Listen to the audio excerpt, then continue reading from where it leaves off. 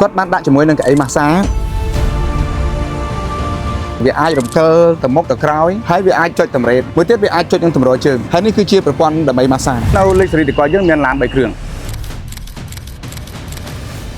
ប៉ុន្តែឡាន Toyota Hiace នោះគឺយើងបានធ្វើឲ្យហើយអញ្ចឹងវាមានលក្ខណៈស្រួលហើយនឹងស្អាតខ្លាំងមែនទែនចំពោះកៅអីនេះវាមានលក្ខណៈពិសេសដូចជាកន្លែងនេះគឺមានកន្លែងរុន USB មួយថតឲ្យច្បាស់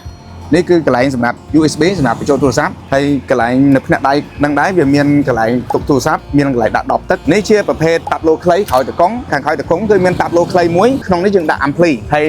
នៅខាងលើនេះវិញគឺយើងប្រើជាកញ្ចក់កាតាលីកដែលរំលេចទៅជាមួយនឹងប្រភេទភ្លើងញាក់អញ្ចឹងនៅខាងលើនេះយើងអាចដាក់ជាដបទឹកហើយកន្លែងនេះដាក់ជាกระดาษជូតមាត់មួយទៀតវាឡានហ្នឹងគឺស្រស់ស្អាតខ្លាំងមែនទែនយើងមើលពីដំបូលវិញគឺយើងដេគាត់ទាំងអស់តែម្ដងតាំងពីខាងលើនៃតកង់ហ្នឹងគឺយើងមានលេងជាប្រអប់ភ្លើងដែលបំពាក់ទៅជាមួយនឹងប្រភេទកញ្ចក់កាតាលីកហើយរំលេចនៅជាមួយនឹងភ្លើងពណ៌ជាមួយនឹងប៊ូតុងចុចបញ្ជានៅលើប្រព័ន្ធភ្លើងទាំងអស់ក្នុងឡានហ្នឹងហើយប្រភេទ light នៅលើដំបូលទាំងអស់ហ្នឹងគឺបិទដល់ល្អប្រណិតជាមួយនឹងភ្លើង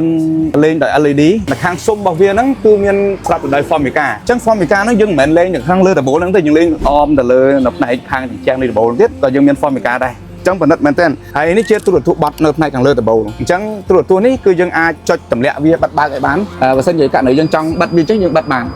ហើយបើសិនជាយើងចង់បើកវាវិញយើងទម្លាក់ចុះចេញមកចំពោះឡាននេះដែរយើងរៀបចំជាឈុតក្រៅគេឲ្យគាត់យើងដាក់សាប់ JBL ចំនួន2គ្រាប់ហើយយើងមាន solo ចំនួន6គ្រាប់និង Evoice 4គ្រាប់អញ្ចឹងគឺលឺសូប្រូខ្លាំងមែនទែនពីមុនមកឡាននេះគឺអត់មានប្រភេទជា mini bar អញ្ចឹងទេអញ្ចឹងវាមាន mini bar បែបនេះអញ្ចឹងចុចច្បាស់ទីមកបើពីមុនមកវាអត់មានទេអញ្ចឹងយើងអាចបើកប៉ុណ្នេះជា mini bar នេះយើងអាចដាក់ជាភេសជ្ជៈផ្សេងៗពេលធ្វើដំណើរត្រូវការ